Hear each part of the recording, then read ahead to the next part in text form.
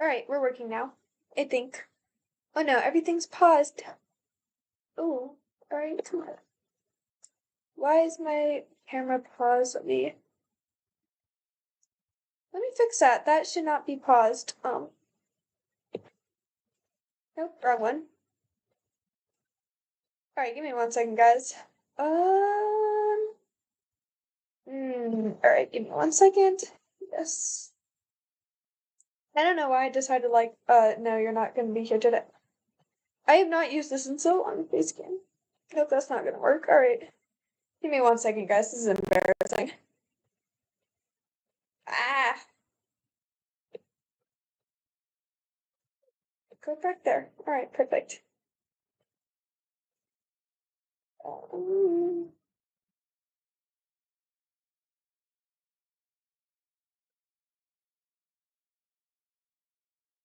oh, okay, here we are. Hi. Alright, got everything working again. Okay. Okay. 1 second, guys. Again, so sorry about this. Oh my gosh, go up there. Go up there. What is going on? Alright. Don't like that. Oh, now oh. This is so embarrassing. Oh my goodness. Hi. I don't know why my entire setup decided not to work on me. Okay. Let me make that a little bigger. Okay, as we were saying, hi everybody, welcome back to my channel. I haven't posted in a while, but actually no, I posted something yesterday, but as I was saying, like the title says, we are gonna be watching MatPats' newest theory timeline video. I know I don't really make theories on this channel, but I'm working on starting that. So I want to start getting into this theory game, and to do that, I'm gonna have to react to something and put in my own thoughts and opinions. So, let me just make sure the audio's doing fine. Let me just make sure about the audio. Yes, make sure about the audio. Okay. Okay. And let's start with Birth of the Killer.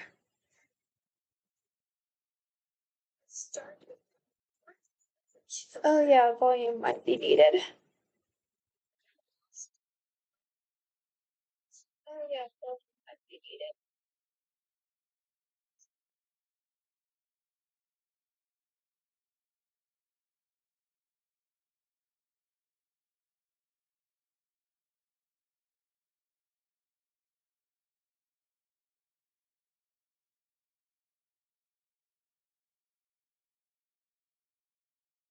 Oh no, I picked the wrong one.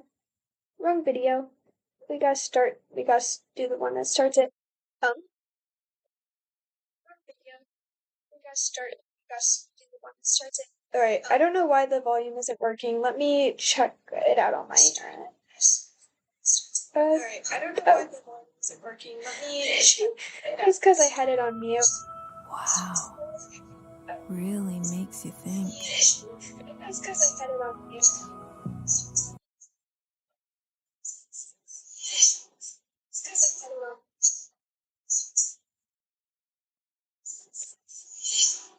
Sorry, this probably looks super weird. Let's turn you down a little bit. We don't need to be that loud. Why am I still paying for that gym membership? Something on your mind? Chew on it. Twizzlers. Today we Alright, end perfect. the torment. 19 books, 11 games, 8 whole years, all leading to this moment. The ultimate Let's do Fnaf this. timeline is finally complete. The pieces are in place for us. Now all we have to do is put this story of tragedy, jealousy, and loss back together. Alright, so before we officially start it, I am going to go out on a limb and say that I do think the timeline is going to connect a lot to the books, specifically the Silver Eyes novels, because that is where we get to learn about William's character and how he acts, especially with the jealousy and everything. In the books, he was kind of obsessed with Henry, to an unhealthy amount. Like, this dude was scribbling on things, like, from jealousy to admiration. He was kind of obsessed with them. So I think the theory is gonna go deep into that, but let's watch. Hello, Internet! Welcome to Game Theory, the show that feels like a kid revealing the class project that he's been working on all year. Except here, it's the class project that I've been working on for the past decade of my life. This one is big, my friends, and I gotta admit, kinda nervous. I haven't attempted a timeline video on this franchise since 2018. 2018? It's been that long? Alright. Back in the days when Mike was the crying child, Afton coming back. Oh my gosh.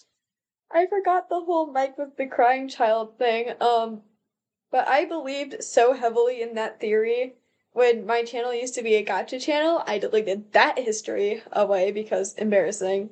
I leaned so heavily onto that narrative. It is so embarrassing now knowing that Mike and Crying Child are two different people.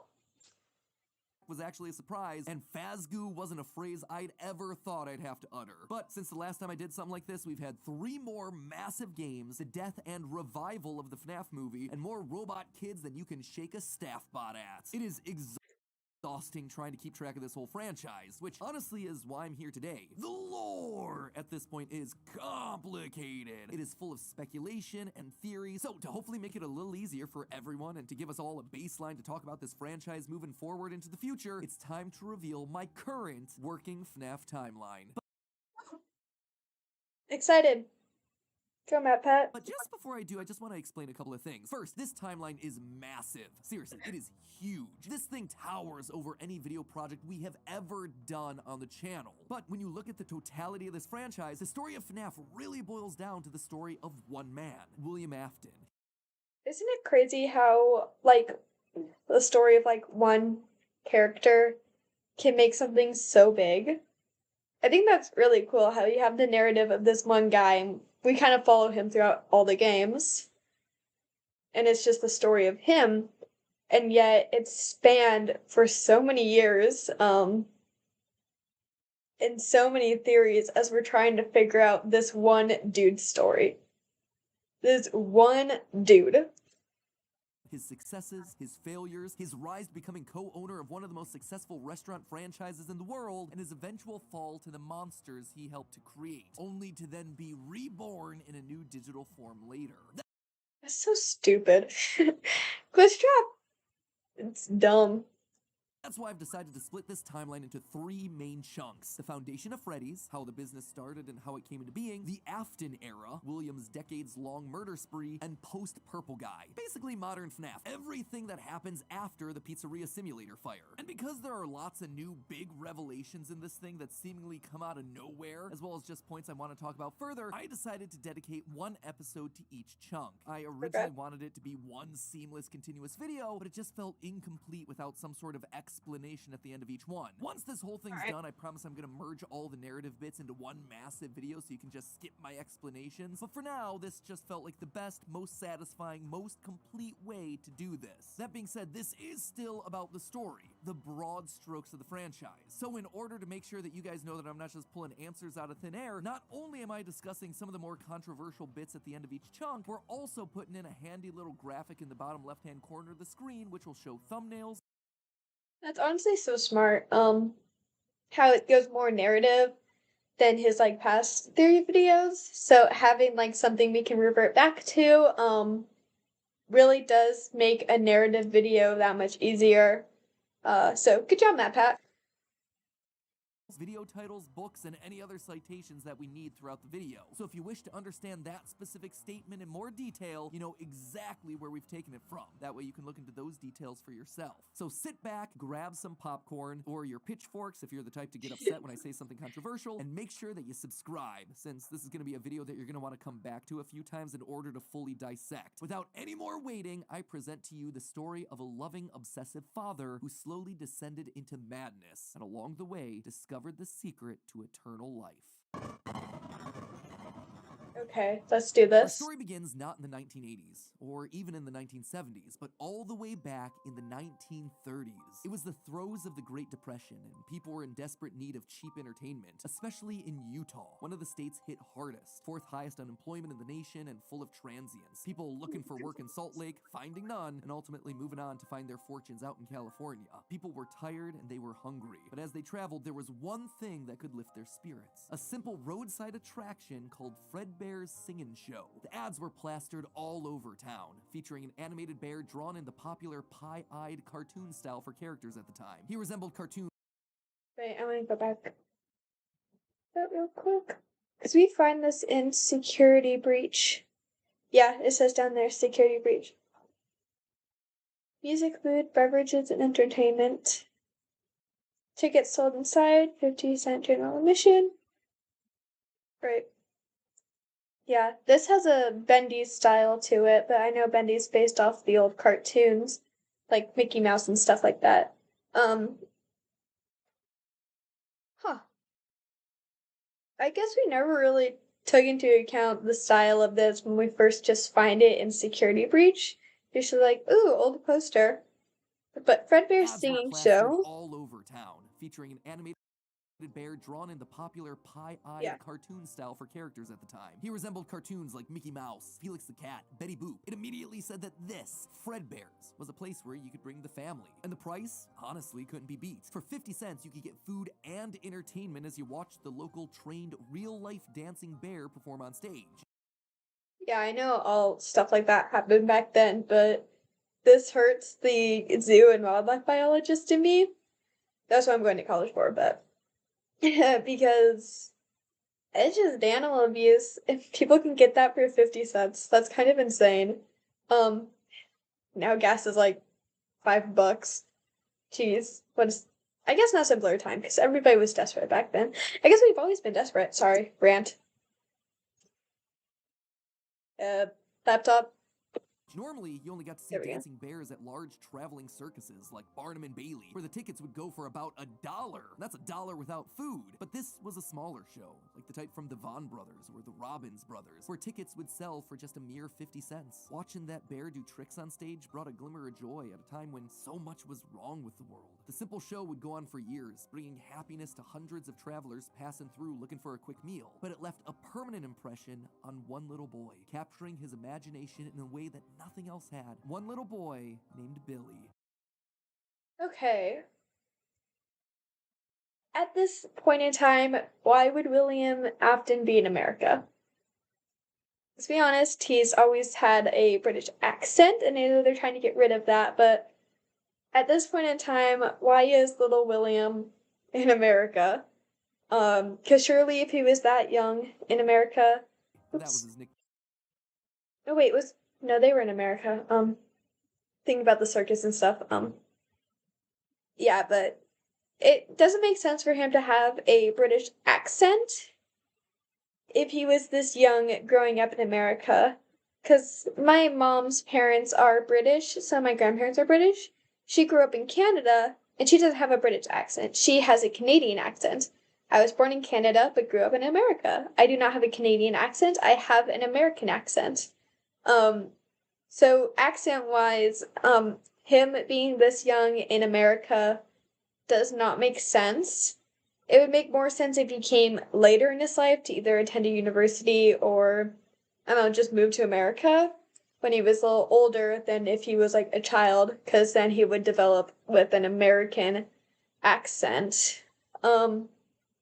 I know we can kind of argue with like his kids and stuff, but Michael, he has an American accent, while Elizabeth has a more British accent, but that could have just been like what she was surrounded by growing up. Like if she was like with William all the time and he had a British accent, she would have clung onto that. Meanwhile, Michael growing up more with like his friends and stuff would have more of an American accent. If that makes sense. I am really digging into accents, but I do want it to stay canon that William is from the UK. Um, yeah, just thought I'd throw that in there because it wouldn't make sense for him to have a British accent and to grow up in America. Name at least, but his parents like to call him William. William Afton. And William is such a British name, right? Like, when have you met an American named William? Like, maybe a Will, but not a William. That's such a British name. Sorry. The bear could dance. It could sing. For decades, William dreamed of recreating that moment of bringing a musical bear to life, but how? William was smart, without a doubt, and he had a keen mind for business, but he wasn't the most creative. How do you make a singing, dancing bear come to life? The best he could do was using rudimentary costumes. William was inspired by the work of Walt Disney, who throughout the 50s and 60s I think it'd be so funny if Disney was canon in the Fnaf universe. Because that could mean at one point in time, William might have taken his families to either Disneyland or Disney World. Sorry. was pioneering the use of mascot suits throughout his theme park. The big innovation? Suits with 5 fingers. This allowed the performers wearing the suits to use their natural arms and hands to interact with the guests, as opposed to the older models where the arms would just hang limply by their sides. Finally, with a simple mascot suit. Am I the only one who hasn't seen a mascot with 5 fingers? All the mascots I've seen have had 4 fingers, and when I've been the Easter Bunny for my church and everything, I had to stick my 5 fingers inside of a glove that only had 4 fingers. And then even then when I've been to Disneyland and Disney World, I've always just seen Mickey and Minnie with the 4 fingers. Huh. He would be able to realize his childhood dream. He would be able to bring. I did not like that they put Glitch Trap's eyes on a Freddy head. And Fredbear to life. To appeal to the kids, and for copyright reasons, he changed Fredbear from a realistic brown animal to a cartoonish yellow bear with a purple hat and bow tie. But feeling like one character wasn't enough, he added another friend, a yellow rabbit with a purple vest and matching tie named Bonnie the Bunny. While Fredbear was certainly his first love, Bonnie was extra special because that was his. It was an original character that he had created from scratch. And I do mean scratch. William's hand-sewn costumes were rough, with seams and stitches visibly showing, but it was the best that he could do. And you know what? It was just enough. Bonnie and Fredbear would perform on stage to small but enthusiastic crowds. Finally, he was able to deliver fantasy and fun to all the kids, delighting and inspiring them in the exact way that he had been delighted and inspired so many years ago. And things could have ended there. That could have been the end to his story. It could have been perfect had it not been for one thing. Oh man, there's an ad. No, no. Other people saw the success of his idea and they wanted in. Enter. Okay. You guys also think that it's dumb when an idea is taking off and then other companies just grab it like it's their idea when it's not their idea? I think that's always been a really dumb concept and that it's just always been allowed. But yeah, no, I think it's sad to think that at one point William was doing it for the children to bring joy. Dang. Chica's Party World, a rival restaurant starring performing animal characters. His idea, except they did it better. William, this was not your idea. William, not your idea. You stole this idea from your childhood. You just kind of put humans more involved in it, in the action. You saw a dancing bear, you made a dancing bear. They saw your dancing bear, they made a dancing chicken. may have been the first, but obviously he wasn't the best. It hurt the prideful William Afton to admit it, but this restaurant was able to do the thing that he always wanted to do, make the animals actually come to life. All of the performers in this restaurant were robots, simple metal skeletons that were powered by battery packs, but all of them able to freely turn and talk and dance on their own, no human required. It was like magic that came from the mind of a brilliant creator named Henry Emily. This Henry, in some small way, had been able to harness the power of life itself. Afton admired him. He was jealous, to be sure, but he also... Yeah, in the Five Nights at Freddy's The Silver Eyes novels, it goes kind of into detail on his jealousy for Henry, and the main driving plot point is him wanting to kidnap Charlie because somehow Henry made something come to life, like really come to life, and he was jealous as he was unable to replicate it. also looked upon this man with awe. Off to one side of Chica's party world was a small cabaret stage featuring an elephant magician. On the other, a hippo known to ramble on and on. That one was more of a joke for the parents, but it was the main stage that was for the kids. A rocking band of characters featuring a yellow chicken thing with a southern drawl named Yellow chicken thing. Chica, backed by a band of other country-themed characters, including a pig with a banjo, an upbeat frog from the local swimming hole, and a brown bear with a heavy southern accent. Wait, a bear? But bears were his animals. Why not a cow or a horse? Something to fit the country theme a bit better. Why did it have to be a bear? And adding insult to injury, they had the nerve to call this thing Ned Bear. Now, it's unclear if Henry was the main one running it or if he was just their if he was just their like mechanic and animatronic builder, but no, this is messed up. William had Fred Bear, his bear, and this other company, Chica's Party World, had the audacity to make Ned Bear for their country-themed restaurant. Yeah, no, I agree with William on this one. No, come Copy on. of his own Fredbear. Whoops, that's gonna leave a mark. No, that was not okay. Afton's No. jealous admiration turned to hardened bitterness. I don't blame him. I don't blame A him. bitterness that would only grow over the next couple of years as families continued to choose Chica's Party World over Fredbear's. William just couldn't compete with the appeal of the robots. Eventually, his restaurant would go bankrupt, only to get bailed out by, of course, Henry Emily. Another insult, another humiliation that William wouldn't soon forget. So it seems with this build-up, we're just piling in all these little things, like little annoyances, little bitterness that do eventually over time bottle up. I like to think of it like this way. So say there's like a jar in your mind, and those jars can be filled with like sadness, past mistakes, bitterness, rage, and if you do nothing with it, it goes in the bottle. That bottle is eventually gonna explode. And what I see in this is he's doing nothing with that and he's just letting it sit in the bottle, just trying to push it away. He's like, it's fine. But over time, it's gonna build up. And I think that's how the monster of Afton is created. I also think this is why mental health is important and not bottle things up. I bottle things up and it can lead to like outbursts, like screaming matches and everything like that. It is so important not to bottle things up like Afton. Do not bottle your emotions like Afton. Talk to somebody, scream into a pillow. Just keep that bottle empty so you don't explode. Yeah. 1979. Despite being bitter, Afton couldn't deny that what came next was a period of massive success and expansion, with the two franchises now merged. I think this can also lead into guilty thinking.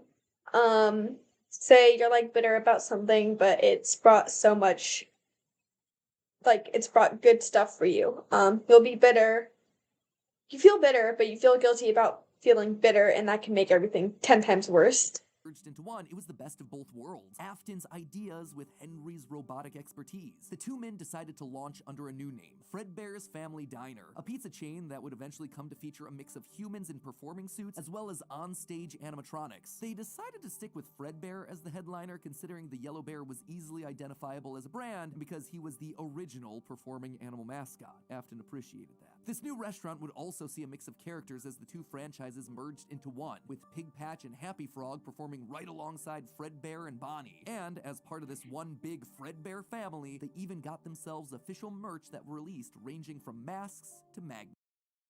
Oh, that explains.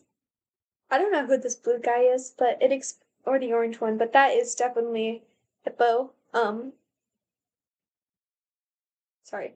Definitely Hippo. No, that's great. The crappy Mr. Hippo. I did not appreciate Gregory saying this. We all love Mr. Hippo here on this channel. Fridge magnet? I am sorry, Gregory. That said, not all the characters were winners. The reception to some characters was just mediocre, so they faded away into the dumpster, storage units, and retro budget tech stores of lost nostalgia, waiting for their chance to step back into the limelight if and when a headliner went out of commission. Others, though, would fare much better, like a new Pirate Fox, as well as a blue guitar-playing variant of the yellow Bonnie Bunny. Ultimately, the franchise would get so big, it would spawn its own cartoon show. Does anybody notice the inconsistent color of Bonnie? Sometimes he's described as blue when he's talking about the OG Bonnie. Sometimes it's purple. I just want to throw it out there. Bonnie's very inconsistent.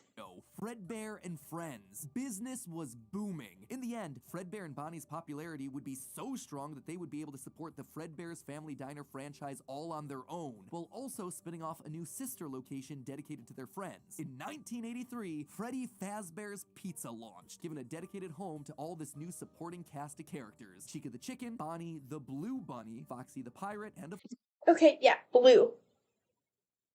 Why is Bonnie blue? Bonnie is supposed to be purple, right? Why is Bonnie blue? He's supposed to be purple. The dude behind him's purple. I never understood this with Bonnie. Why is he blue? He should be purple. of course, the headliner, a brown Freddy Fazbear. Business was good, and Afton was happy, mostly. It did bother him that the one original character that he created, the one that he himself played, Golden Bonnie, got passed over for inclusion in that cartoon show. The only character Oh, that's where Blue Bonnie comes from. That's weird. in the roster of regulars to get ignored for the show, but other than that, things were going smoothly. He had himself a wife, 2 sons, a daughter, he had a thriving business, and best of all, he was able to learn the craft of robotics from the man that he both loved and hated, Henry. Together, they were constantly pushing the limits of what these characters could do. Because it was quick and easy, new characters introduced into the roster would be given a simple hand-sewn suit. They stuck Chica's head onto Glitch Trap's body. With 5 fingers that any Oh my gosh, they stick them all onto Glitch Trap's body. performer could wear. Eventually, Henry would design one of his signature animatronics for that character, utilizing a divided mouth with either a hinged or sliding jaw design. I just can't get enough of Reese's Cups. Then get the Reese's Grinder. It grinds Reese's Cups on No everything. free advertisement. This was the first generation of animatronics. But why stop there? Afton had big ideas. What if the animatronics weren't Wait, I want to read what that said. Afton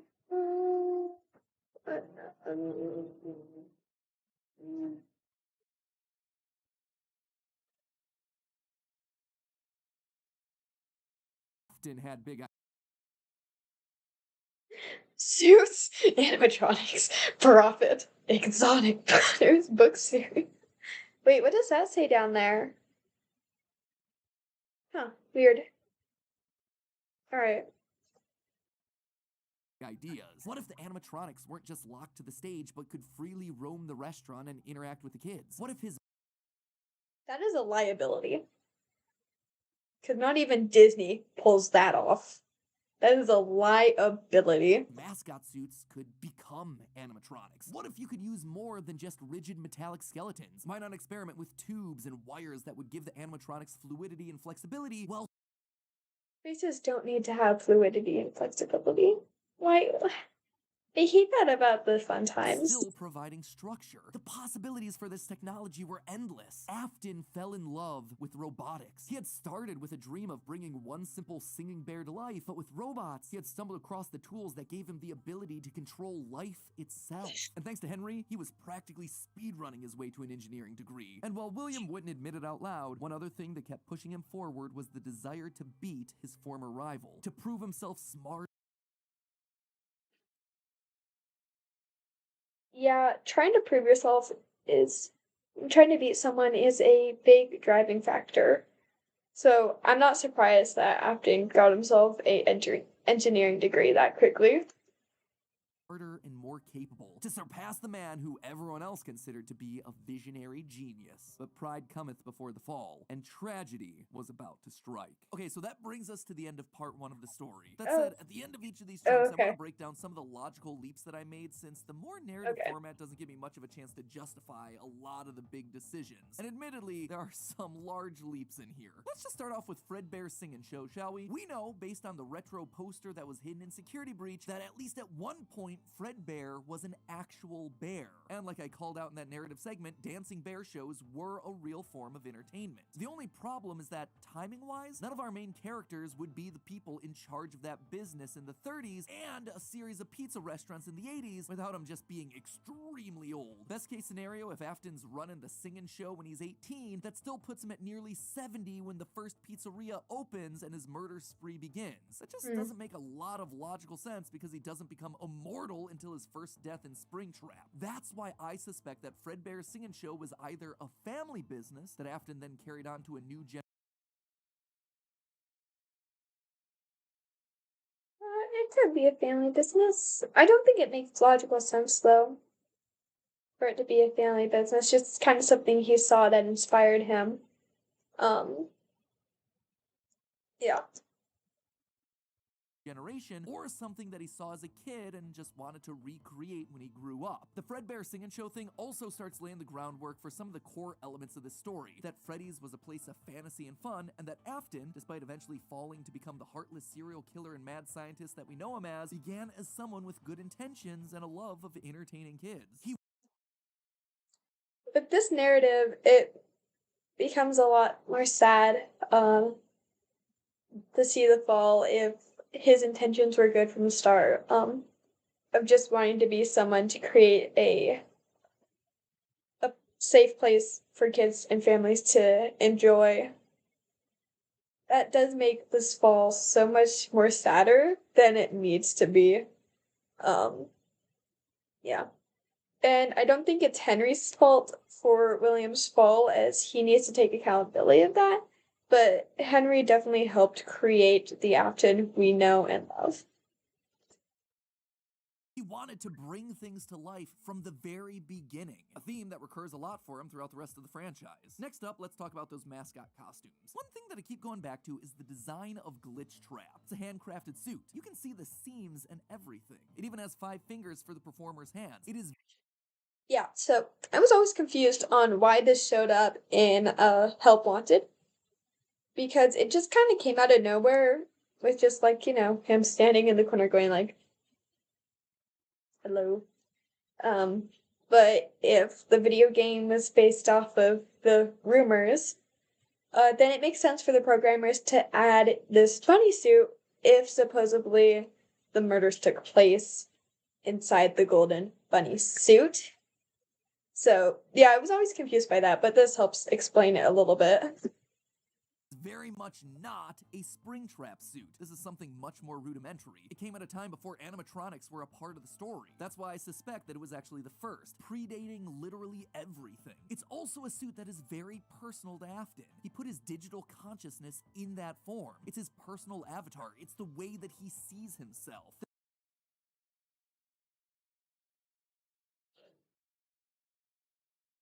So Afton is a furry. There's also a whole separate discussion to be had here about the habits and rituals of serial killers. So the fact that he's choosing to lure kids and kill them in this particular suit actually says a lot about his emotional attachment to it. So while Fredbear seems to have started as someone else's creation, Golden Bonnie was uniquely Williams, giving him a personal connection. And that's not all. In this whole franchise, only one set of characters have themselves 5 fingers, the Nightmares. Even Golden Freddy, Fredbear, was a 5-fingered wearable suit at one point in the story, as we see in this shot from the graphic novel, before he, like everyone else, was turned into an animatronic. This seems to imply that all of the main characters had similar wearable mascot outfits at least at one point in time, and that whoever is having the FNAF 4 nightmares, if they even are nightmares, something that we'll touch on in part 2, saw those mascot suits specifically. Lastly, we have to talk about the elephant in the room. The literal elephant, Orville Elephant, as well as the rest of the mediocre melodies. For a while now, I've suspected that the mediocre melodies played a much more important role in the story than just being a bunch more animatronics to fill out the roster. Anyone even in my Especially chat? Ned Bear,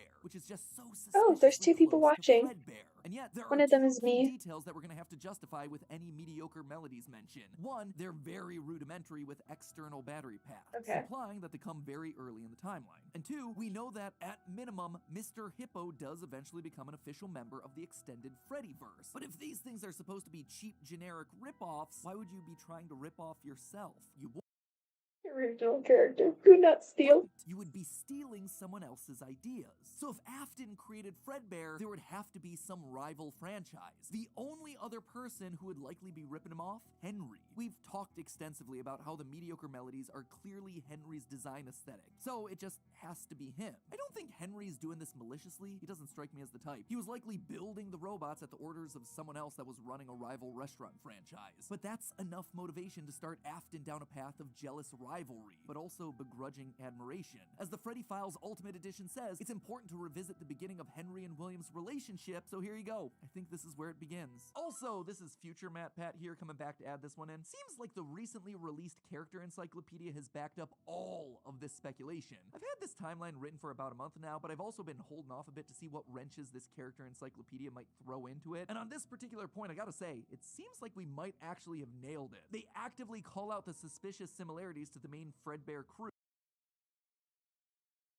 Yeah. I read the encyclopedia. I actually bought it. It's a weird book to be sure. I don't think they have a reliable narrator in it. I know there's like not technically a narrator, but I really think the book is unreliable. Like there is an unreliable narrator somewhere or an unreliable writer. If we really try to tie this into the Fazbear universe, I think it might be Fazbear Entertainment, and like in some parts of it, it's just straight up wrong. And not wrong as in like it disproves a theory, like wrong as in it disproves canon. I am planning on making a video about some of that eventually. Quote from one. No free advertisement. No free advertisement. No. President's Day sale. Get up to 50% off spotlight deals, plus special financing options for every budget at Ashley. YouTube. One of the pages. Ned Bear looks like an imitation, altered just enough to avoid copyright issues. I don't know about you, but that seems to imply that we were right on the money. Knowing all of this, at one point the franchises had to have merged. That's really the only way that you get Mr. Hippo from the rival franchise as part of the Fazbear crew. This also mirrors a lot of what. Okay, so in Ultimate Custom Night, there's a theory that Cassidy talks a lot through the mediocre melodies. If she knows how much William dislikes the mediocre melodies as they are a ripoff of his creation, that would make perfect sense to mock him with. Like, hey, let me not use his design to mock him, but the design of someone ripping him off to mock him. Oh, that's cool. Oh, okay. I see you, Cassidy. That is cool. Hi, Chucky. Yeah. Oh, okay. That makes sense, as to why Cassidy would pick those animatronics out of the other ones. It's because the relationship Afton has with the mediocre melodies. And alright, sorry. What happened in the real-life history of Chuck E. Cheese, with two rival restaurants, each with their own casts of characters, merging to become one unified brand. Again, we've gone in. Go watch his video on the Chuck E. Cheese. So it is messed up. Chucky's canon backstory written by the franchise itself is very messed up. That in detail with other videos, just wanted to remind you all of that here. But why would I call out the rival restaurant as being named Chica's Party World? Few things actually. First, we know for a fact that a location named Chica's Party World exists. It is mentioned in the source code teasing sister location, so it is out there somewhere and doesn't fit cleanly anywhere. Second, in the story The Puppet Carver, Chica is very explicitly looped in with the book versions of Pig Patch and Ned Bear, implying that she started as a mediocre melody. Thirdly, her design just fits better with a theme of down-home country animals with southern accents playing the banjo and eating with bibs. And with her being the headliner of the show with her name on the restaurant, it would make sense then that when the restaurants merged, she was the one that was added to the main cast of characters while all the other mediocres faded away. It's also why when Freddy's closes after William's killing spree, she's the one to branch back off into her old franchise and is therefore missing in sister location. A detail that's bothered me for years at this point. It might also explain why William decided to stuff his first dead kid into Chica. That one was Henry's creation, not his.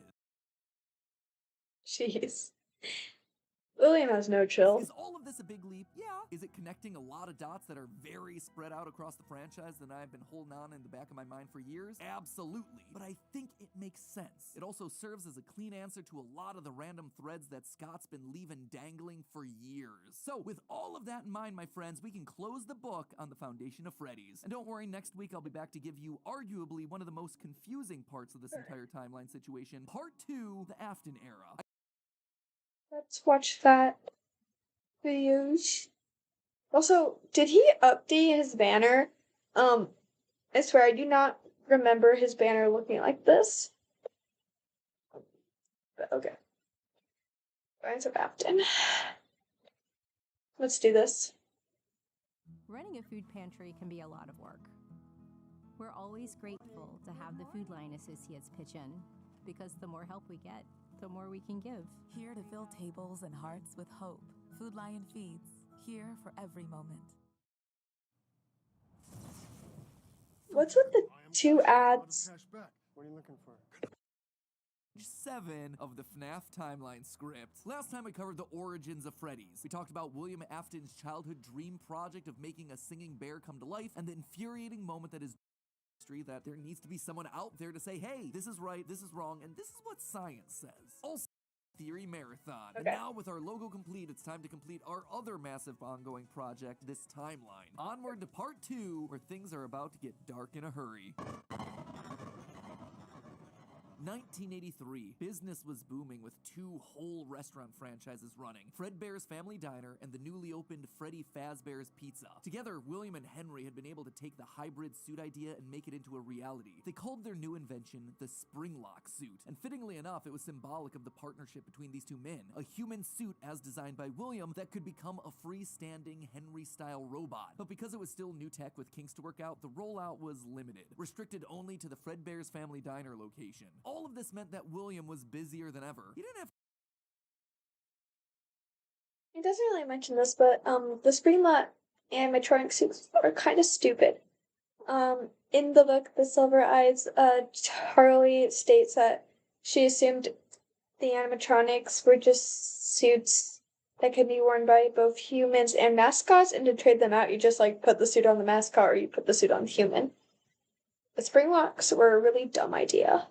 time to be a full-time parent, so he designed a nanny cam system where cameras and speakers were hidden throughout the neighborhood, as well as in his youngest son's favorite toy, Psychic Friend Fredbear. I mean, plushy Fredbear. But So we're gonna have to also assume that Mrs. Afton also had a full-time job if William had to put up nanny cams everywhere to keep an eye on his kids.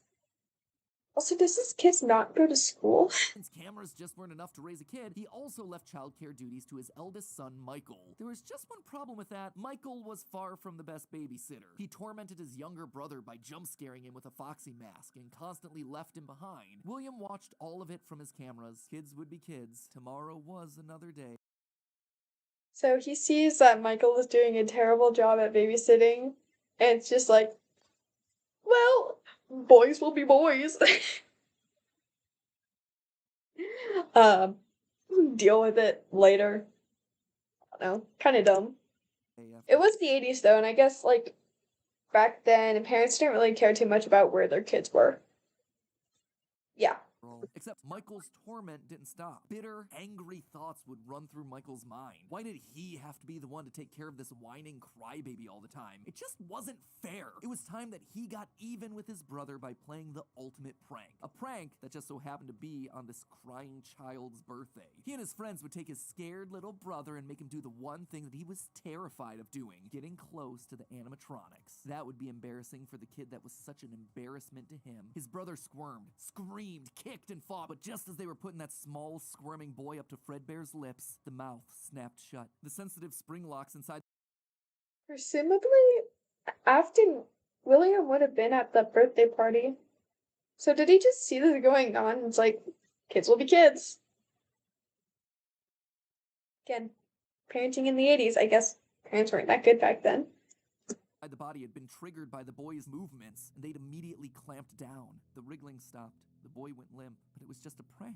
It was meant to be funny. The boy was taken to the hospital and was immediately given an IV. Flowers and pills filled the nightstand next to his hospital bed, but the damage was too severe. He couldn't recover. As the younger brother's consciousness began to fade, he could hear Michael's last words, a small and flimsy apology. But his father, Williams, through the voice of the Fredbear plush, were a firm and committed promise to a dying son. Your So if it's through the Fredbear flush, did he not go to the hospital?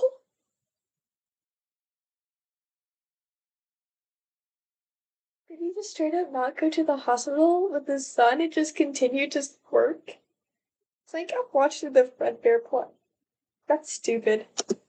broken. I will put you back together. This would not be the end. No matter what, William's son would live again. It would just take time. Time that, right now, he just didn't have. His young son's heart flatlined as the boy faded into the inky unknown of the afterlife. In the aftermath of the tragedy, changes started happening around the restaurants. Kids were now required to wear security wristbands to prevent anyone from getting outside without parental permission. Any kid who approached the exit without permission would have to answer to the security puppet, a marionette on strings that could fly around on rails across the restaurant to stop kids in their tracks. It was William's idea, inspired by Michael constantly leaving the restaurant without his brother. In the wake of Fredbear's spring lock failure, all the hybrid suits were getting retired, locked away at the nearby Freddy Fazbear location. It was yet another tough pill to swallow after all the hard work that he and Henry had put into them. William would eventually bury the boy's small body in a remote location out in the woods right alongside his drive into and out of work every day.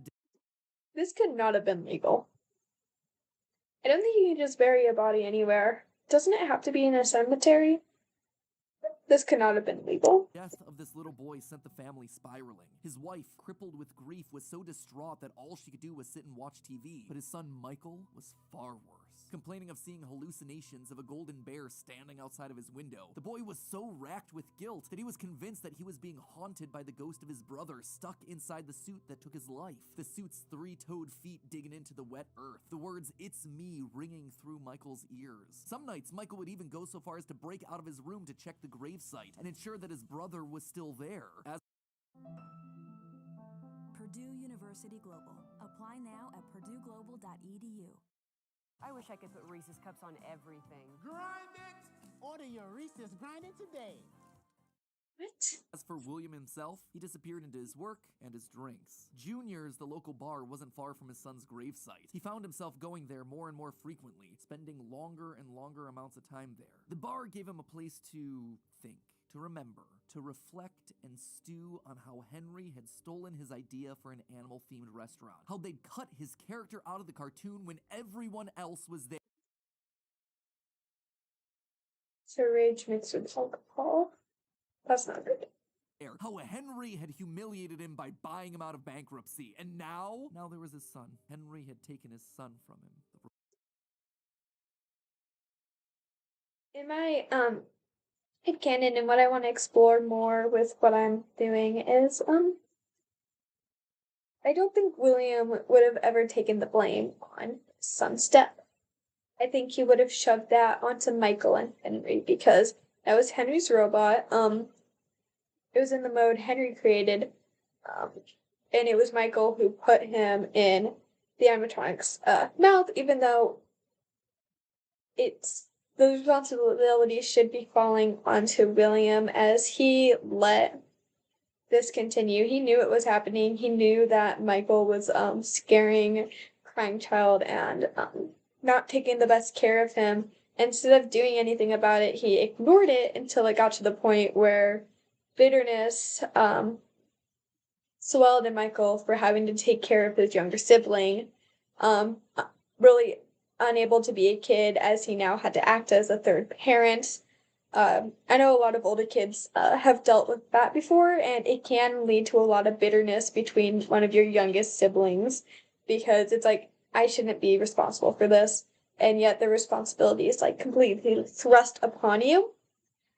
So that bitterness swelled up into the point where he took it a little too far. I've taken things a little far with like my younger brother when I felt like I was in charge of him and I was just getting so tired. And I know sibling squabbles happen a lot, but I think William will never take the blame for what happened, even though at the end of the day it is his fault. He let things get to where they were, to the point where Michael would even think about putting Crying Child inside of Fredbear's head. Robotic part was the part that failed after all. William ordered one more drink, but it was one too many. The bar turned him out and told him to go home. But William didn't go home. Drunk and angry, William raced back to the restaurant to give Henry a piece of his mind, only to find... Do not drink and drive, kids. Do not do what William did. someone else waiting. Henry's daughter, Charlie, locked outside of the building, bullies laughing at her through the window. Fine, some other problem to fix. But then Afton got an idea. A beautifully awful idea. This was his chance to get back at the man that had humiliated him all those years ago. Henry had killed his business, and now Henry's robotic suit had killed his son. It was time for William to do some killing of his own. Let Henry... And again, I think with this first initial murder, he's not going to put the blame on himself. He's not going to see that he was responsible for Charlotte's death, even though he was. He's going to like, oh, this is Henry's fault. Henry basically forced me into this state to do it, even though William is a grown adult. And this is why we do not let our angers, our frustrations bubble up and hold them inside, because you do irrational things. And this is a very irrational thing to do. Henry feel what it's like to have something you love get ripped away, while parties continued inside the walls of the pizza. And in grief, it can be very tempting to make others feel the way you do. Think it's not fair for them to be happy when you're struggling. Again, it's... William attacked Charlie in the back alley, and it felt good. He felt free. The years of resentment and bitterness trapped in his heart finally released in a moment of pure unapologetic evil. He would make Henry hurt like he hurts. And in that moment, William became a killer. He dropped Charlie's lifeless body and drove home, forced to confront his family problems later that night, appalled, but also a little excited by what he had just done. Charlie's death would remain... So he attacked in a drunken rage. In the games, this seems more true, that he would attack in a drunken rage, wanting people to feel the pain he's feeling. In the books, he just straight up kidnaps and kills Charlie for no reason other than he just did it. He did it in his suit. He did it like at Fredbear's family diner when Charlie was in the closet with her, like playing in a suit closet with her brother. He took her. It's unclear in the books why he did it. He could have done it because of Crying Child, but we don't even know if he really has. He might. In the books, I think he is more of a psychopath, but in the games, we can trace back to when and where and why he became a killer. In the books, it seems like he had one goal of creating life, and he might have been bitter at Henry and just wanted to inflict pain on him. But in the books, he didn't do it out of blind, drunken rage. In the books, he just did it. I just want to point that out. I think in the books, he's more of a psychopath than he is in the games. In the games, he's more human. You can kind of trace his motives. In the books, he's very unapologetically evil. Remain on the books as a random act of violence. And though Henry had suspicions about William, there was no physical evidence, nothing that could link him back to the crime. In the weeks that followed, Fredbear's family diner would close for good. 2 high-profile deaths around the restaurant with 2 grieving owners in such a short period of time was just too much bad press to handle. Besides, Freddy Fazbear's was still open, and it was the newer restaurant anyway. All the equipment from the diner, including the old yellow suits and security puppet, would get retired to that location, and there they would sit for 2 uneventful years. The rest of 1983 and 1984 were spent quietly grieving. Freddy Fazbear's Pizza and the new cast of characters were a hit. Tragic memories of their yellow predecessors quickly faded. Afton kept a low profile and buried himself in work and research, quickly reaching Henry's level of engineering and even surpassing him. And while Henry slowed down to grieve, Afton kept going, even starting his own company, Afton Robotics, for all those pet projects that were a little bit too experimental for the regular operations of the pizzeria. The first of these experimental projects was a secret workshop under his house, a veritable bunker, which allowed him to work while still monitoring his kids via hidden security cameras. 1983. passcode that served as a constant reminder of why the cameras were so important, why he was down there in the first place. This was all to fulfill the promise that he had made to his son, right? I will put you back together. This was for him. All for him, right? But cameras weren't enough. He needed to solve the runaway Michael problem. He had to keep him in the house. He couldn't have another one of his kids wind up dead inside of an animatronic suit. So why not run a little experiment on Michael? This is more of a headcanon. There's kind of like a little bit of evidence for it, but more of my headcanon is he starts taking his frustrations out on Michael. Like, if he messes up, he takes it out on Michael. This is why he would create the illusion discs to terrify Michael in the first place, to kind of keep him trapped completely under his control.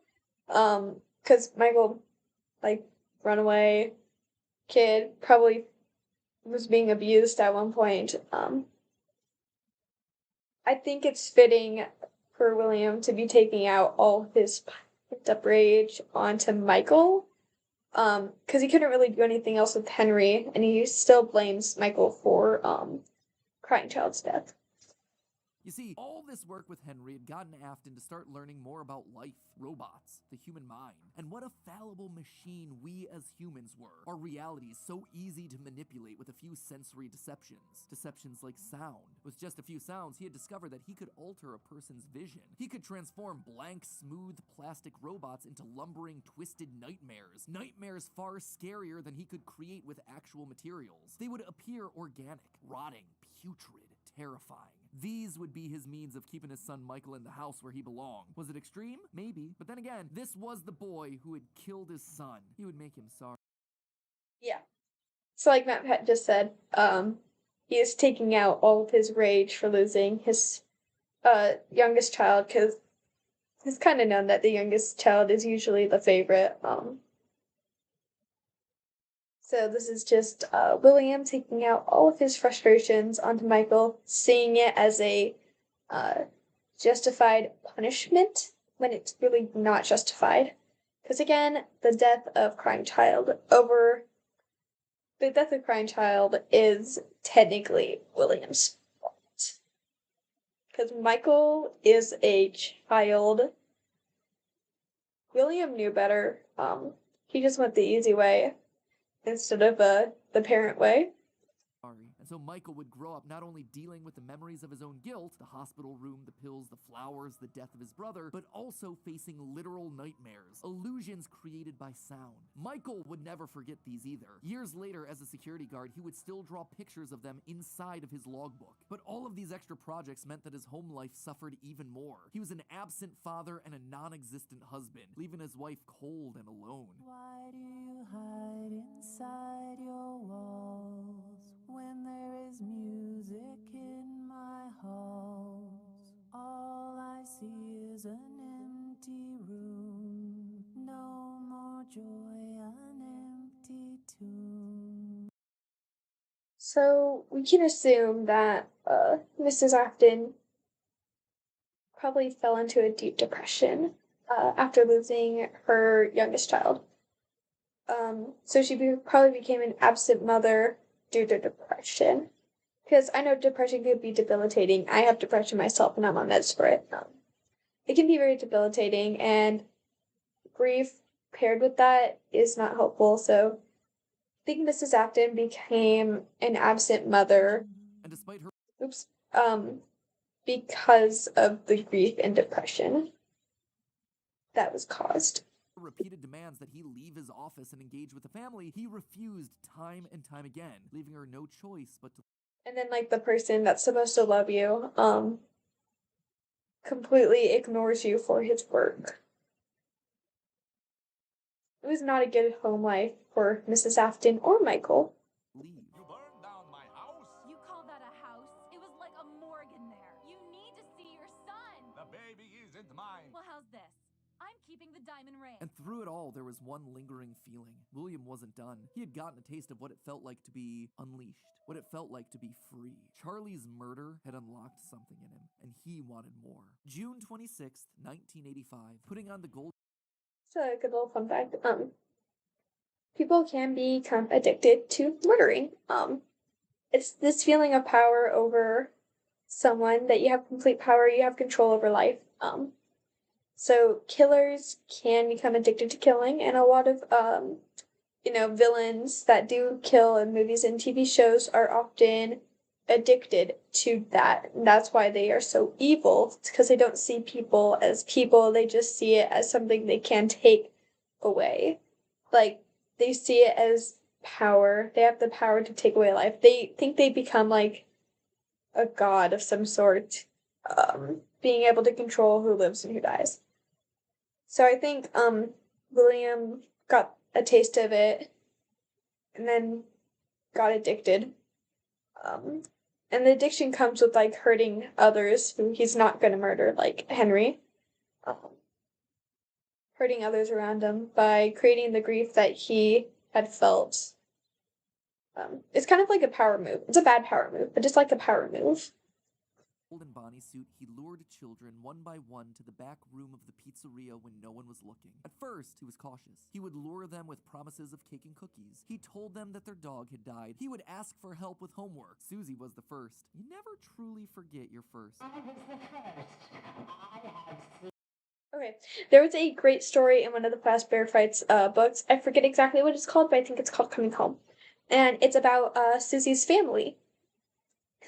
Susie is technically the main character in the book, but she is a ghost. She is dead. But it's basically exploring how these parents felt during the missing kids incident. Like, Susie's mom was engulfed by grief, and she blamed herself, something that we see that William cannot, refuses to do. He would not blame himself for anything. But we see Susie's mom blaming herself for Susie's death. She's like, Susie had like a big imagination. I should have done something about it. I shouldn't have let her like have that because it didn't protect her. She thinks it's the reason she got killed. But we kind of see through that book different people blaming themselves over what is William's fault. Parents will blame themselves over their kid's death, even if they weren't in control at all. And even siblings will blame themselves over death, because Susie had an older sister, and the older sister thought it was her fault because she and Susie were fighting over a dumb doll, and I guess Susie wanted to hide it somewhere. But the older sister, I cannot remember her name, did not want to let Susie have it. Again, dumb sibling fights, but then she blames herself because she thinks that she got lured to the back thinking there was a good hiding spot for the doll, so the older sister couldn't have it. It's a good book. It's a good story. It's a very sad story. It's a depressing story, but I like that it explores what William has inflicted onto others for his own selfish desires. But where to hide the bodies? He couldn't sneak out. Someone would see him. He had to hide them in a place where they'd never be found and where they'd never leave the building. They had to be stuffed inside of the suits. No one maintained those things anyway except for him. And so Susie would go into Chica. Fritz, Jeremy, and Gabriel would come next. But it was easy. It was too easy. And with each little life he snuffed out, his lies got bigger. Their house was burning. They're just being kidnapped. Until the last one where all pretense was off. He let himself get violent. Too violent. I'll just wait for him after school, throw a bag over his head, hit him with a shovel, and drag him into the back of my car. The body of Cassidy was far more bloody and broken than any of the others. He'd let himself... What's scary about these murders is none of them were personal. They were all just because he wanted to kill them. Saw a kid and it's like, oh yeah, just be able to take that life. He didn't see them as human. He saw it as a thing he could control. And this is what makes some killers so scary, is because they're unpredictable. Like William, unpredictable. You can't really trace why the kid was killed because he had no connection to the parents or anything like that. The only one you could trace back was Charlotte because he was bitter and angry towards Henry, but now it's just out of violent rage, and just having control and being able to let go of all morals that humans have. Very wild and unpredictable. And I think that's what makes the scariest killers, because at least, like, if they killed someone and they had a motive to do so and not just random killings, it'd be able to be traceable. Police can trace back to it. And I think this is why the police never caught William in the games, is because none of it was traceable. A lot of missing kids, like it says in the Silver Eyes novels, it's like a lot of missing kids are usually chalked up to one of the parents from a divorce, kidnapping. And we even see in the books, The Fourth Closet, William's been kidnapping kids again, and a lot of the police are just convinced that the mother of one of the kids, that the father, biological father, just kidnapped him, even though she said that he wouldn't do that and he wouldn't know how to take care of a child. So I think we don't know the history or the families of these children, but in Susie's case, the dad did eventually leave because he couldn't handle the grief. So yeah, these wild killings. That's why I think William was able to get away with all of it. It's because there was like no link back to him. Because why would there be? It wouldn't make sense for the police to link it to him. Go too far. This would be us on our dream. No, I don't want to add. We share our favorite McDonald's order. And we That one he shouldn't have killed. With no more active animatronics left, he shoved the body into the one suit that remained backstage. The long-forgotten yellow Fredbear, now broken and discolored with age. Broken, like Cassidy was broken, like his son was broken. Newspapers reported on this disappearance, naming the whole thing the missing children's incident. Police would even charge William with the crimes after finding security footage of the golden mascot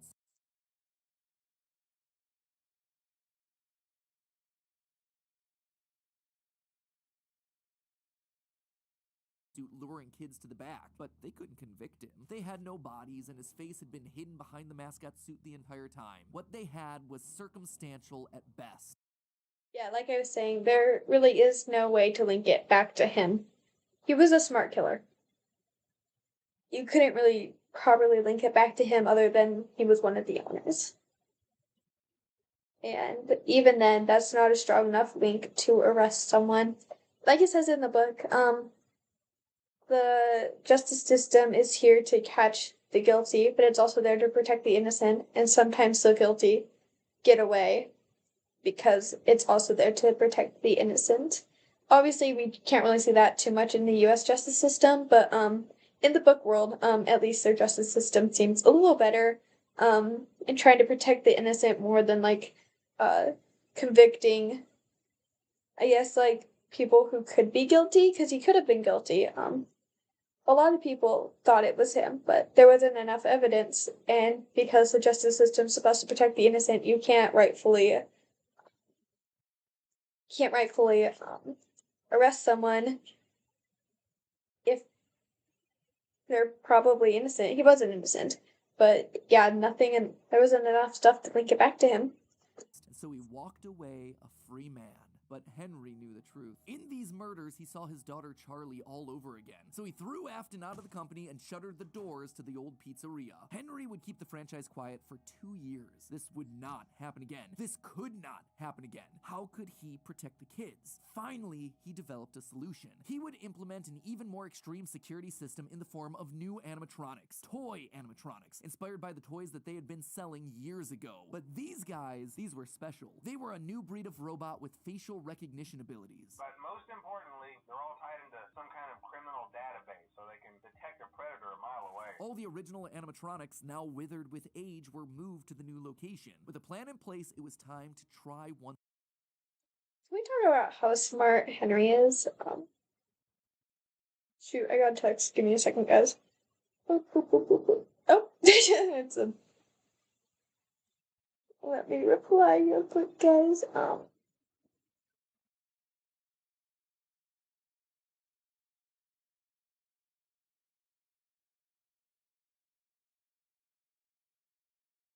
Okay, yeah, let's talk about. Oh, no. I want to make sure my video is still up and running. All right, cool. Yeah, but Henry was super smart. Facial recognition isn't even other than in China. I've seen videos of stuff from that in China, but at least here in the Americas, is not a full thing. Even my laptop that's supposed to have facial recognition, 1 times out of 10 actually recognizes it's me. My phone can do it a little better than my laptop. Actually, my phone does it really well, but for the 80s, hello, smartphones weren't even a thing, and sorry, I get distracted easily. But smartphones weren't even a thing, and Henry somehow created facial recognition attached to a predator database. Incredible. Once more. The year was 1987, and the new and improved Freddy Fazbear's Pizza was making headlines in local newspapers. Headlines that just so happened to catch the attention of William Afton. Freddy's was back, and without him, that was his idea, his character. Henry was, yet again, trying to cut him out of the picture. No. William, you got cut out of the picture when Henry threw you out of the business. As long as these restaurants stayed open, William would always come back. Then he noticed the phone number to apply at the bottom of the article. $100 a week to apply call. Afton would go back, not as an owner or co-founder. He would go back in the one place that they would least suspect him, a lowly day shift security guard. So it's implied that William was blacklisted from the company if Henry completely threw him out. So did his name not get flagged when he applied? Did Henry just not have the reins tight enough on the company to see that for it to get flagged? That kind of bugs me. If Henry threw him out, William was most likely blacklisted from the company if one of the owners got kicked out of it, for the suspicion of murdering children. So it's kind of suspicious that he'd be able to wiggle his way back into the company. Guard. And there it was. Buried in the back of parts and services mixed in with the old withered animatronics was the golden rat. Was Afton's fursuit persona. With the yellow security badge still on his chest, he used his crank to pull open the spring locks. It was time for Bonnie to give an encore performance. Someone used one of the suits. We had a spare in the back, a yellow one. Someone used it. Now. Okay, I just want to say I love the panic and desperation in Fun Guy's voice. It makes it feel real. Fun Guy's, he's a good dude. He kind of stayed with the company the entire time until his death. But no, I just love the voice acting in this. I know it's Scott, so clap. None of them are acting right. From what I understand, the building is on lockdown. No one is allowed in or out, especially concerning any previous employees. When we get it all sorted out, we may move you to the day shift. So they caught on to Afton. Just became available. 1987, 5 more kids. He didn't know what felt better, getting back into the suit after 2 long years of waiting, or knowing how devastating this would be to Henry the next morning. He didn't even try to hide his crime this time, just meant more blood on Henry's hands. He'd failed to protect the kids again. The restaurant had only been open for a few weeks, but William was sure that this would get it to close. Good, if he couldn't have Freddy's, no one would. Whenever a new pizzeria opened, He's such a bitter person. He's become such a bitter dude. And I'm not even gonna say it's Henry's fault. It's not Henry's fault. This is William's fault. All William. We can't blame Henry. Because Henry really didn't do anything to warrant this. he would be there. But as he sat in his Earl. bunker, something else started to linger in William's mind. He had seen something strange. The old withered animatronics, they had been wandering around the building, spurred on by the puppet. It was almost like those old robots were trying to save the kids. Save them? They couldn't, obviously, but still, how were they moving? It was almost like they had been given life somehow. Did he have something to do with that? The following day, the news would report a security guard getting bitten by one of the animatronics during the day shift. Was that bite meant for him? William's curiosity was stronger now than his bloodlust. I'm just gonna say, MatPat, you gotta do audiobooks or something. I love your storytelling. It is so good. Hello?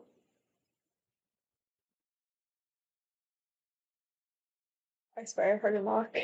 stardust. He had to learn more, but how? There was no way he'd ever be able to get inside another Freddy's Pizzeria. Heck, there was practically no way a Freddy's would ever open again. He needed to create something new, something brand new. He needed to create his own pizzeria. Due to the massive success, and even more so the unfortunate closing of Freddy Fazbear's Pizza, it was clear that the stage was set, no pun intended, for another contender in children's entertainment. Circus Baby's Pizza World. This would be the place where he could continue his work. No longer just murdering, experimenting. He needed more kids, and he needed them alive. And knowing that he couldn't show his face on the restaurant floor, he needed a way of remotely capturing his victims and preserving them for his work. With that goal in mind, he designed a new breed of animatronic. Their endoskeletons fluid and flexible. He equipped them with sound lures that could mimic voices. They could isolate children. They could incapacitate and contain them with zero direct input from him. It was brilliant. He was brilliant. Far beyond the simple bars and wires of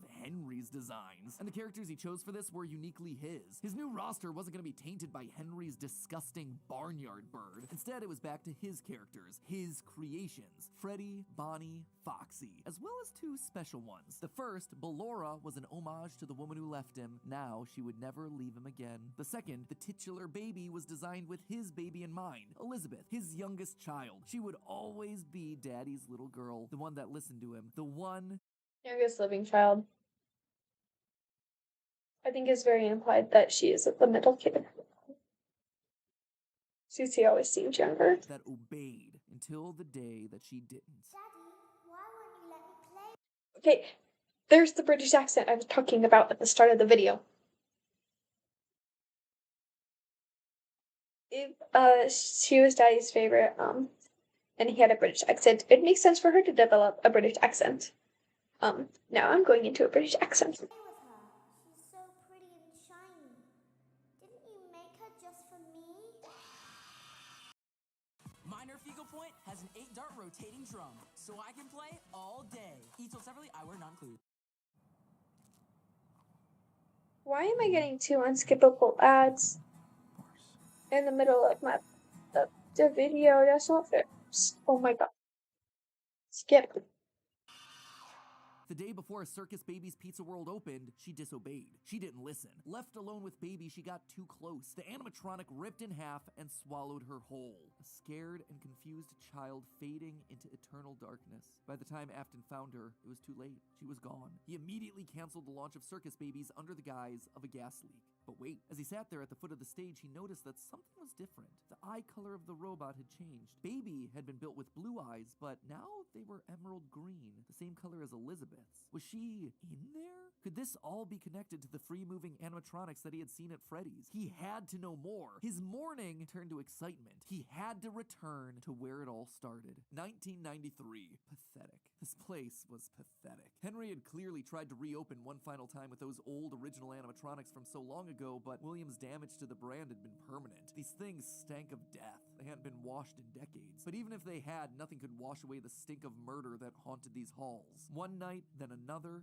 then another. William repeatedly snuck into the old, broken restaurant to lure the living animatronics to him, one by one dismantling them, robbing them of their endoskeletons. The metal had to be the secret. It had to contain the remnants of life itself. But he had to know for sure. Leaping out of a room that was invisible to the animatronics programming, he dragged the oversized robotic skeletons back to his underground workshop, back to where Circus Baby watched on with glowing, curious eyes. Eyes that somehow felt alive. Not knowing what else to do, William melted the robotic parts down. 5 animatronic endoskeletons reduced down.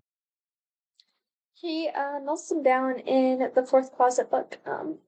He goes back, grabs those 4 animatronics after they helped Charlie and her friends escape them, and melts them into one to start his experiments again. Down to one silvery puddle of goo. Could he transfer this living metal to his own creations? He had to try. He picked up a syringe and filled it with the molten metal and injected the goo into Funtime Freddy's twisted, wiry endoskeleton. In the book, he just fully ejects it into Funtime Freddy. And suddenly the coils came to life. Like snakes writhing in a pile, what had once been cold, lifeless metal moved and jolted on its own. He'd done it! He had unlocked the secret to life itself. Except something was clearly wrong. The movements were erratic. They were violent, angry. Baby didn't act this way. She had been calm, collected. This was clearly something else. Something mindless and frantic. Perhaps by mixing the souls and then portioning them out, he had created incomplete beasts. He would need to keep testing to truly understand it. He needed more of this remnant. As he searched the old pizzeria one more time for any remaining scraps of metal, the ghosts attacked. His past victims come to collect their due, all led by Cassidy. The five lined up and blocked the door, and Afton's mind reeled. The scientific implications of this were incredible. Ghosts, real ghosts that he could I think it's funny, that the way Pat phrases it, it makes it sound like, as Afton was being chased by ghosts, he was just like, interesting. Ghosts. I didn't know ghosts exist. I need to get into a British accent. My brain doesn't know how to do that right now, but I think it's funny that it's implied by MatPat that he was just like, interesting. see all standing against him. But what could they do? What couldn't they do? He panicked as Cassidy approached. How do you This is how I feel whenever I play Phasmophobia. What could a ghost do to me? Kill me. Run, hide. I think the feeling William feels now is the feeling I feel when I play Phasmophobia and the ghost actually starts attacking. stop something that's already dead? Maybe with the thing that resulted in their death in the first place. He would get into his suit like old times. He would regain his power over them just like the day that they died. He was the genius. He was the one in the suit. He was the one in charge. The spring locks.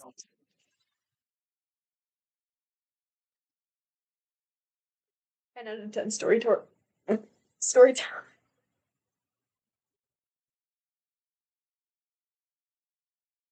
Bravo.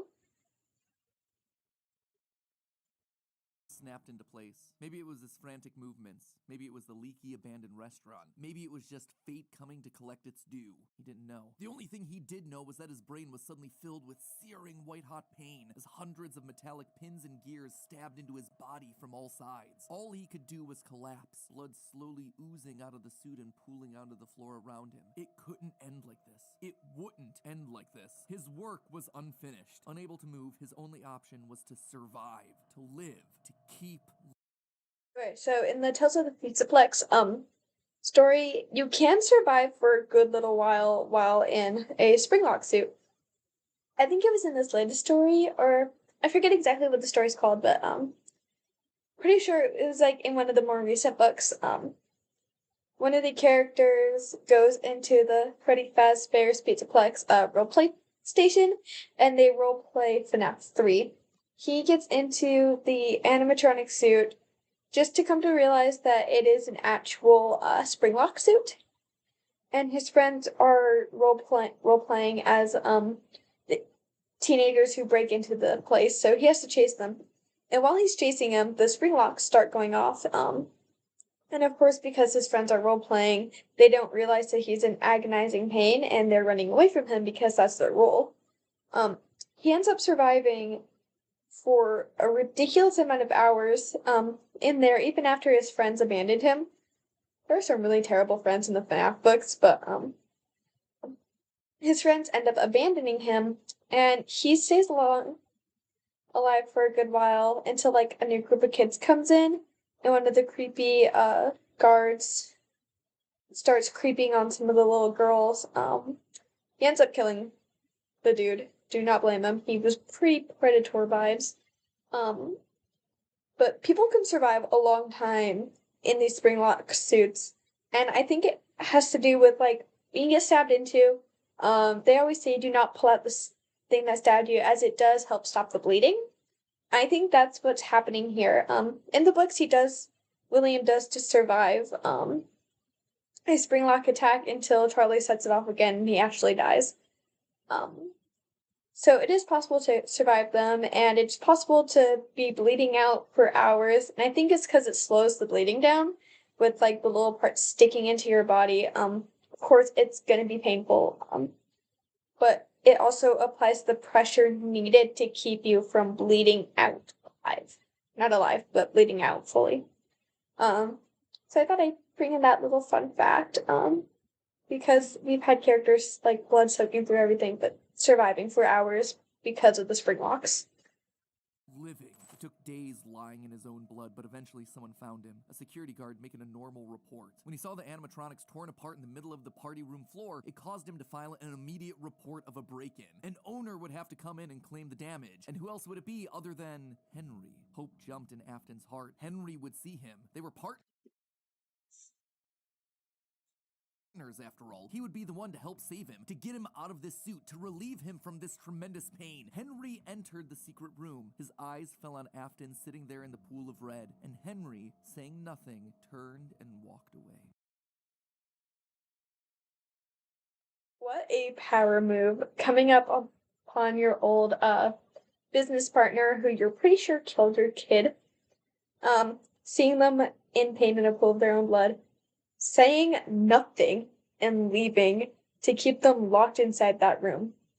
What an absolute power move by Henry. This is just to inform all employees that due to budget restrictions, the previously mentioned safe rooms are being sealed at most locations, including this one. Nothing is being taken out beforehand, so if you left anything inside, then it's your own fault. Management also requests that this room not be mentioned to family, friends, or insurance representatives. And so there Afton would sit, hanging on for 30 years, trapped behind the walls with an iron will that refused to die. End of this part. I say this part because it's not officially the end of the Afton era just yet, but this just felt like a really solid stopping point, and the episode has gone on forever. Okay, so most of this is things that we already knew, stuff that's been established and re-established time and time again by the games. That said, there are two things that I absolutely have to address. The first and biggest is the placement of Sister location, or more specifically, Elizabeth's death. To me, evidence in game seems to suggest that it was meant to come before the crying child's death in 1983. The biggest clue to this is that the crying child saw something. Remember what you saw is the phrase that's repeated over and over again by psychic friend Fredbear, aka William Afton speaking through a walkie-talkie in the Fredbear plushie's stomach. But what So did creepy. he see? Well, I think we can tell based on how the nightmare animatronics are visualized. They have mouths in their stomachs, just like Baby ripping in half at the waist to swallow a kid. There's also the empty girl's room, one presumably left behind by a dead sister. And lastly, it explains why he's scared, and more specifically why Afton wants him scared. He needs his kids to stay away from the animatronics. He doesn't want them getting too close because the last time one of his kids got too close to a robot, his daughter died. That's then why he sets up the nightmares, to scare Again, all William's fault. both Mike and the crying child away from the animatronics from that point forward. That's why books like the Character Encyclopedia outright suggest that we play as the crying child in FNAF 4. That's why he has a nanny cam following the crying child everywhere, so he can keep tabs on his kids when they're out of his sight. He can't let another Elizabeth situation happen. The death of Elizabeth also gives William Afton extra motivation for killing. He's a grieving father. His daughter was taken away from him, so Charlie should die as well. He's lashing out at the world after losing his kids. And again, we know that at least one of his children had to have died prior to Charlie's death, based on the mound of dirt that we see in Midnight Motorist. It also allows Circus Babies to open and close earlier in the timeline, which is how you wind up with Funtime Foxy appearing as Mangle in the FNAF 2 location. Earning your degree online is closer than you think. Apply today to Purdue University Global. This chicken's gonna be perfect. You can describe it all day long, but you gotta taste it to understand it. Basically, Elizabeth dying first has everything it needs to fit, except for the most important thing, the murder weapon. Why would Afton be building an animatronic with a giant claw in its stomach so early in the timeline? At this point, he just has no motive. It just doesn't make sense prior to 1983. They make more sense in the book timeline for him to do it early on, but he doesn't do it early on. He does it later on. So I think putting it at a later date makes sense to coincide with the books, because Afton doesn't do Circus Baby's world, Pizza World, until later into the series timeline. Technically not until he's dead, but like that doesn't apply for this timeline. But in the books, Circus Baby does happen later than Freddy's. So I think it makes perfect sense, MatPat, to be putting it at a later date, just because from the evidence we've seen in the books, Circus Babies has always been after Freddy's. Like after Fredbear's Family Diner, even in the original Freddy's. At this point in the story, he hasn't killed anyone, and we know for a fact that the missing children's incident is 1985. So Elizabeth's death coming before any of those events just doesn't work, hence why I placed it where I did in the narrative timeline. Afton's death here is also a bit tricky. We know that he returned to the FNAF 1 location to break down the original animatronics in order to harvest their remnant. We know that he melts down 5 things to become one thing. Candy Cadet makes that very clear. So the He also does it in the books. He melts down the 5 animatronics. 5 things are the 5 endoskeletons from the various animatronics. That would be totally fine if it weren't for one huge problem. On his 5th visit to the pizzeria, Afton gets spring-locked. So either the 5 becoming 1 starts in 1993, but then finishes 30 years later when he re-emerges from the wall to add the last endoskeleton to his pile, or he's had himself some reason to return to the original location after harvesting all the stuff that he can. It's not ideal, but it's the one angle that makes the most sense. And with that, this next chapter comes to a close, thereby leaving us with 5 more games to cover and another 40 plus years of Fazbear history to recap. Ooh, when you put it that way, something tells me that this might balloon into 4 parts. Ugh, no. We'll see. Anyway, until then, my Faz heads, congratulations, you've made it through a massive upload. And hey, if you are still looking for more to watch, then check out the other... Alright, and with that, we are going to end the video here. Thank you guys for watching, and fix my camera a little bit. But thank you guys for watching. I promise I'll start making more videos again. I am planning on posting 2 more edits later today or tomorrow.